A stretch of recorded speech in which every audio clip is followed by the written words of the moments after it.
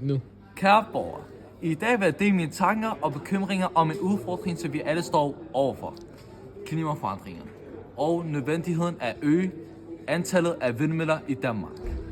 Dette er ikke bare en politisk og dagsorden. Det er noget, der berører os alle på et personligt niveau, og det handler om vores fremtid og vores børns fremtid. Lad os starte med fakta og logik. Klimaforandringer er ikke længere en fjern trussel. Vi har set ekstreme vejrforhold, tørker, oversvømmelser og en stigning i verdenshavene. Dette er resultatet af vores massive udledning af CO2 fra fossile brændstoffer, der driver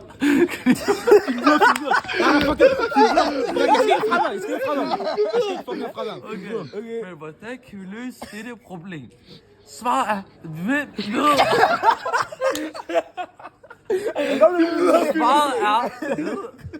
vedvarende energi.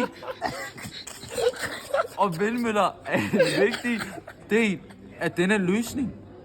Danmark har længe været stolt af at være et vindmølleland. Vores vindmøller, de symboliserer vores engagement. What the fuck? I det ren og bæredygtige fremtid. Men det er ikke nok. Ved at øge antallet af vindmøller, kan vi mindske vores afhængighed af fossile brændstoffer og sætte en bremse for klimaforandringerne. Yes. Ja.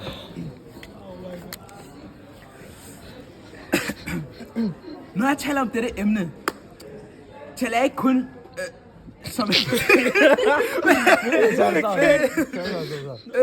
som en bekymret borger, men som en person, der har brugt mange år på at forstå klimaforandringer og energiproduktion. Jeg har mødt forskere og eksperter, der deler min overbevisning om, at vi er nødt til at handle nu. Danmark har en stærk tradition for vedvarende energi og vindmøller. Vores land har været et fyrtårn i overgangen til bæredygtig energi. Yes! Lad os nu appellere til vores følelser. Vi elsker vores land og det skønhed. Vi holder af vores kystlinje, vores skov og vores rene luft. Vi ønsker at bevare dette for kommende generationer. Tænk på dine børn og børnebørn og den verden. Vi ønsker at give dem. Forestil dig, at de kan lege ved vores uberørte kyster, vandre gennem frodige skove og trække vejret i ren, frisk luft. Forestil dig en fremtid, hvor de ikke behøver bekymre sig om klimaforandringerne, fordi vi har truffet de nødvendige forvaltninger